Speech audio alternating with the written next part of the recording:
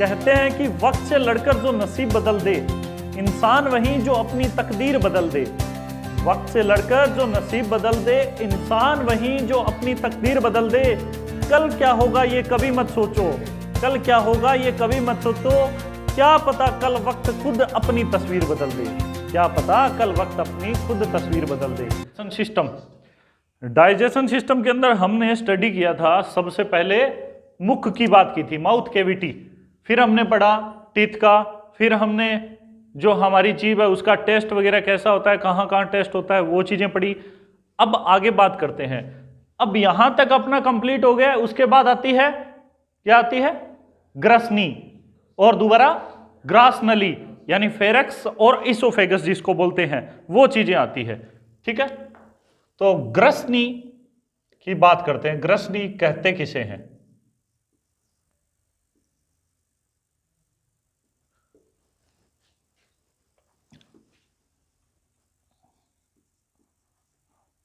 Farex ऐसा है, N भी आता है, एन। छोड़ो इंग्लिश का स्पेलिंग का तो छोड़ो यार, ग्रसनी लिख देते हैं सीधा। ये लो, ग्रसनी क्या होती है? होती क्या है पता है? कौन बेरो? वो कंठ है ना, एक कंठ के अंदर अपन तो बारों इन्हें बोलते हैं गेटी कंठ टेंटू वो दबा दूँ जो बोला आप, और टेंटू, और इन्हें हिंदी के अंदर ग्रसनी बोला है, इंग्लिश में बोला है फेरेक्स। ठीक है, तो आ चीज के है, माउथ कैविटी से जब हम क्या चक्की से हमारा भोजन पीस करके हम आगे ट्रांसफर करते हैं तो ग्रसनी के अंदर जाता है। और ग्रसनी एक कीप के आकार की एक नली होती है जो भोजन को माउथ गुहा से ग्रास नली में पहुंचाने का काम करती है। ठीक है, तो पहली बात क्या है, कीप के आकार की नली है ये, कीप के आकार की नली जो क्या करती है, भोजन को मुख से ग्रास नली में पहुंचाने का काम,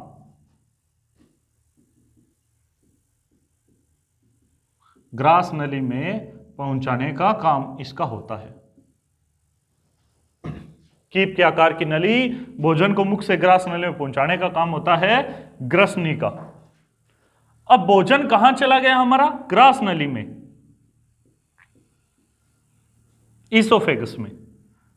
ठीक है,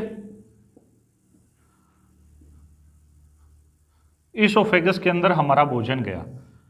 अब इसोफेगस के अंदर भोजन जाता है, यानी इसके जस्ट नीचे एक पतली पाइप होती है जो क्या होती है, जो हमारे अमाशय स्टोमक के अंदर जाती है। स्टोमक के अंदर भोजन पहुंचाने का काम किसका होता है? ग्रास नली का होता है, इसोफेगस का होता है। अब इसोफेगस के अंदर ये क्या होता है, एक ग्रंथि पाई जाती है। कौन सी ग्रंथि पाई जाती है? ग्लैंड। कौन सी ग्लैंड होती है? इंग्लिश में ग्लैंड बोलते हैं, यहां देखने की जरूरत को नहीं जी, मैं मतलब कुछ और बोल दियो। जो बात करी मैं इसोफेगस, इसोफेगस के अंदर कौन सी ग्रंथि पाई जाती है? म्यूकस ग्लैंड, जिसको श्लेष्म ग्रंथि हिंदी के अंदर बोलते हैं, श्लेष्म ग्रंथि, जो क्या करती है, श्लेष्म ग्रंथि श्लेष्म निकालती है, इसमें यह पाई जाती है। और क्या करती है? श्लेष्म एक चिकना पदार्थ होता है जो भोजन को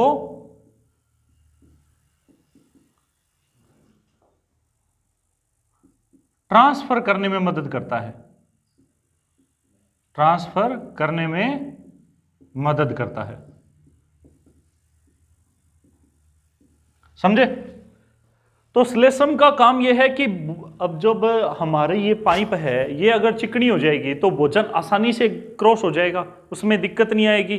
ठीक है, तो जैसे हमारी बाइक होती है या गाड़ी होती है, उसमें ऑयल वगैरह अगर पूरा हो तो स्मूथ चलती है ना, उसी प्रकार से ये नली अगर चिकनी होगी तो हमारा भोजन भी स्मूथली नीचे जाएगा, स्टोमक में जाएगा।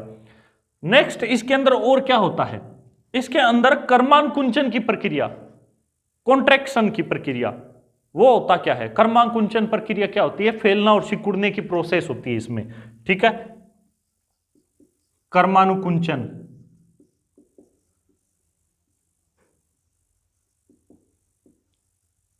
की प्रक्रिया होती है, जिससे भोजन आसानी से अमाशय में जा सकता है। कर्माकुंचन का मतलब जहां से भोजन गुजरेगा वहां से ये पाइप क्या होगी, फैल जाएगी, और जब वो क्रॉस हो जाएगा तो वापिस सिकुड़ जाएगी। यानी इसमें फैलना और सिकुड़ने की प्रोसेस होती रहती है, जिससे ये अपनी शेप में भी रहती है और भोजन भी आसानी से नीचे चला जाता है। ठीक है, ये होता है ग्रास नली। उसके बाद भोजन हमारा कहां चला गया, अमाशय में। अमाशय की बात करते हैं।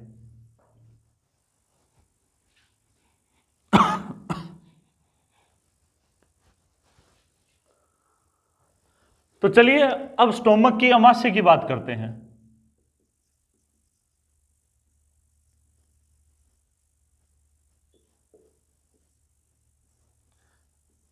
अब स्टोमक अमाशय, सबसे पहले तो हम इसका आकार देखते हैं। दूसरी बात कि ये कहां पाया जाता है शरीर में, उस बात को देखते हैं। ठीक है, तो सबसे पहले तो इसका आकार किस आकार का होता है। ये अमाशय आपसे पूछता है वो जे आकार का, इसका आकृति क्या होती है, जे आकार का पाया जाता है। ठीक है, इंग्लिश में ABCD जानो के, अब ABCD में ABCD जदा पहिया बोला तो लास्ट में कठिन कठे एक जे आवे, और कितने नंबर पे आता है, 10 नंबर पे। अंग्रेजी अल्फाबेट में 10 नंबर पे जे आता है, तो वो जे आकार का अमाशय होता है हमारा। अरे ये कहां पाया जाता है, ये हमारे शरीर के कौन से भाग की तरफ पाया जाता है, बाईं ओर। ठीक है, ये क्या होता है, मांसपेशियों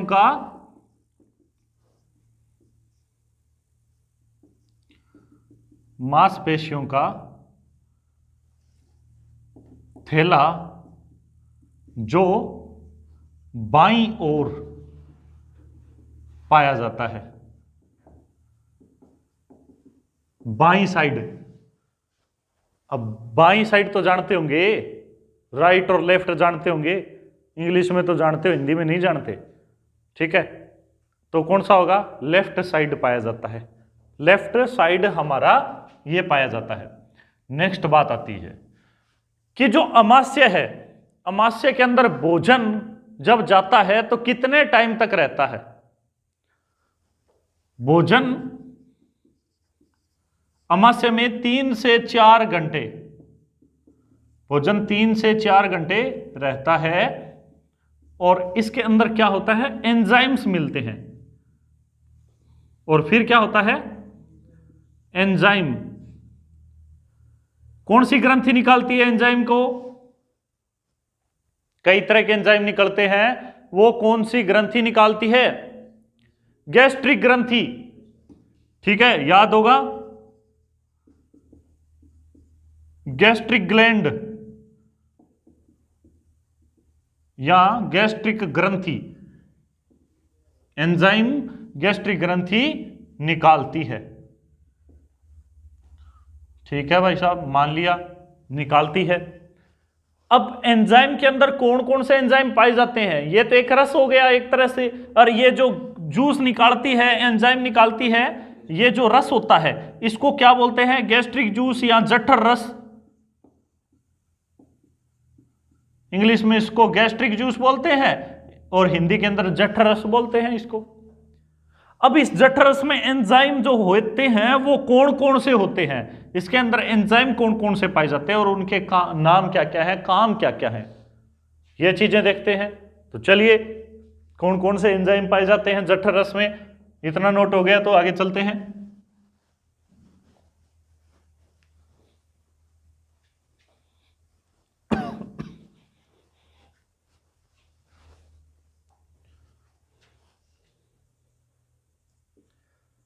जठर रस या गैस्ट्रिक जूस।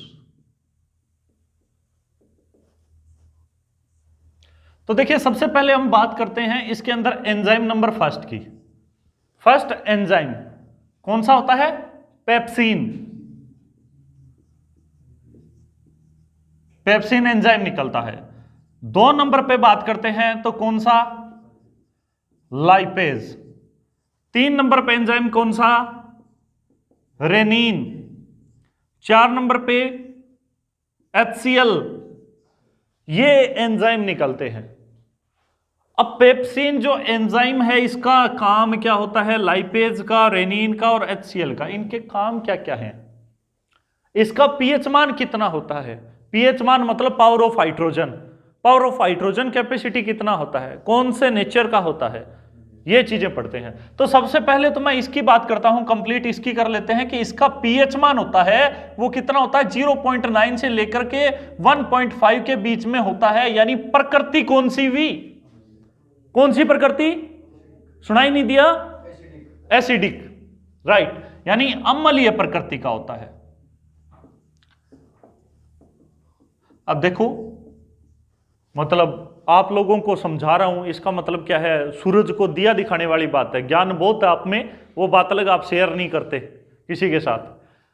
अब ये तो खैर मैं कोशिश कर रहा हूं, लेकिन आपको तो ज्ञान है ही इस बात का कि जो अम्लीय होता है वो जीरो की तरफ जितनी कम वैल्यू होगी, जीरो के पास जितना वैल्यू होगा उतना ही ज्यादा स्ट्रोंग होता है। ये तो पता ही है हमें, अंडरस्टूड है, आपको तो मैं कहूं पूछो मत। तो देखो ये क्या होता है, स्ट्रॉन्ग एसिड होता है, और जितना 7 के पास की वैल्यू है वो वीक एसिड होता है। तो हमारे बॉडी के अंदर इसका मतलब बहुत ज्यादा स्ट्रॉन्ग एसिड पाया जाता है। सबसे स्ट्रॉन्गेस्ट एसिड कौन सा होता है, HCl, हाइड्रोक्लोरिक एसिड सबसे स्ट्रॉन्ग होता है, और वो हमारी बॉडी के अंदर लेके घूम रहे हैं हम।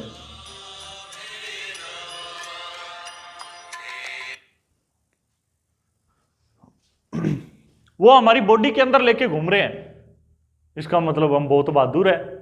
इतना अच्छा एसिड जो अच्छे अच्छे को गला देता है वो हमारी बॉडी के अंदर पाया जाता है, देख लो। तो यानी अम्लीय प्रकृति का होता है जठर रस या गैस्ट्रिक जूस, वैल्यू वो है। पेप्सिन एंजाइम की बात करें, पेप्सिन एंजाइम क्या काम करता है, प्रोटीन को तोड़ेगा, और किस में कन्वर्ट करेगा, ये एंजाइम प्रोटीन को तोड़ेगा और किसमें, पेप्टोड और पॉलीपेप्टामाइड में तोड़ देता है।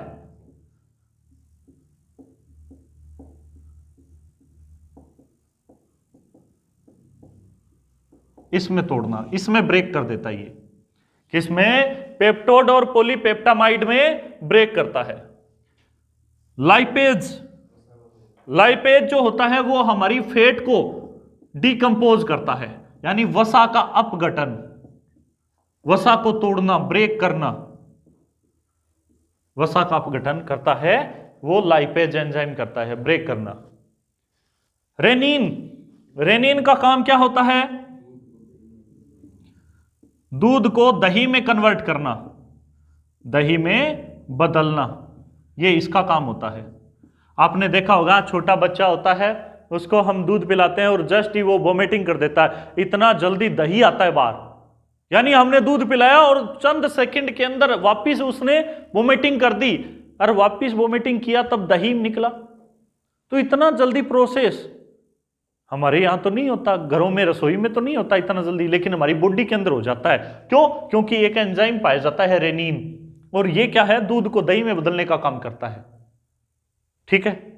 HCl, हाइड्रोक्लोरिक एसिड, ये क्या काम करता है, बैक्टीरिया को नष्ट करना, साथ में भोजन को तोड़ना, भोजन के छोटे छोटे बारीक पीस करना, ये कत्लेआम करता है भाई, यानी जो आ गया उसको तोड़ता है, काटता है।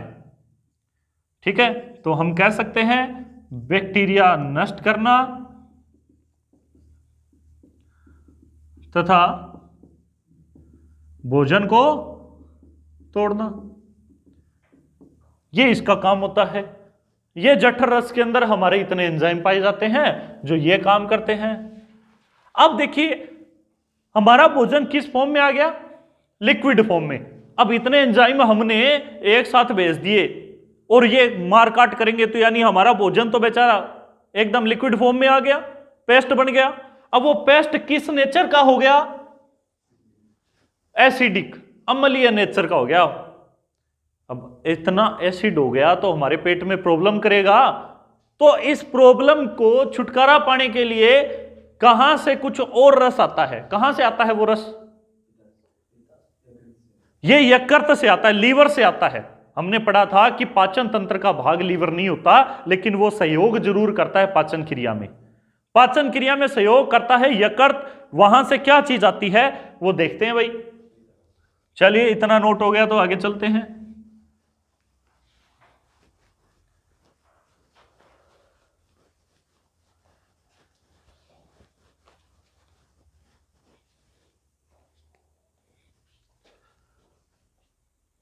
अब आता है हमारा यकृत से थोड़ी सी बात।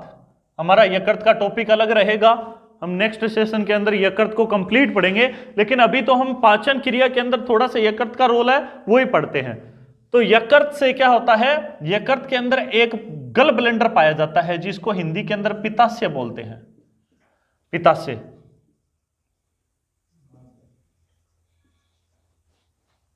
एक होता है अग्नाशय, ड्यूडेनम के नीचे होता है। ड्यूडेनम यानी ग्रहणी जिसको हिंदी के अंदर बोलते हैं, उसके जस्ट नीचे अग्नाशय पाया जाता है जिसको क्या बोलते हैं? Pancreatic gland. अब देखिए, पेंक्रियाज भी बोलते हैं जिसको, पेंक्रियाज, पेनक्रिएटिक, ये अग्नाशय। तो यहां से गल ब्लेंडर से क्या आता है? पित्तरस आता है जिसको क्या बोलते हैं? Bile juice. इसको बोलते हैं बाइल जूस। यह निकलता है। और अग्नाशय से क्या निकलता है? पेनक्रिएटिक जूस यानी अग्नाशयी रस।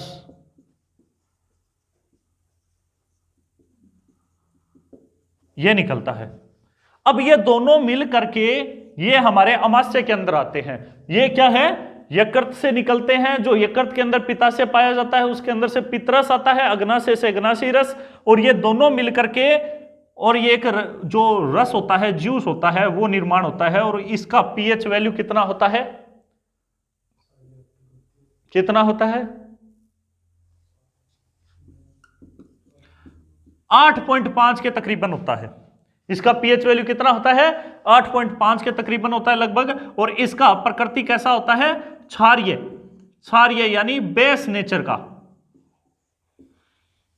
इसका जूस का प्रकृति कैसा होता है? बेस नेचर होता है। अब ये क्या करता है? ये हमारे अमाशय में जाता है, और अमाशय में ऑलरेडी पहले से ही कौन बैठा है? अम्ल बैठा है, अम्लीय रस बैठा है। वहां पर हमारा जो पेस्ट है अमाशय में, वो कौन सा है? पहले हमारा कौन सा है? अम्लीय। और बाहर से दूसरा कौन आ गया? क्षारीय। कौन सा आ गया? क्षारीय यानी एसिड, इंग्लिश में इसको बोलते हैं, इसको बेस बोलते हैं। जब एसिड और बेस दोनों मिक्स होते हैं अमाशय के अंदर, तो हमारे को एक बात पता होनी चाहिए कि ये जो केमिकल रिएक्शन करते हैं, एसिड और बेस मिल करके ये दोनों क्या करते हैं? साल्ट प्लस वाटर यानी नमक और पानी का निर्माण करते हैं। किसका निर्माण करते हैं?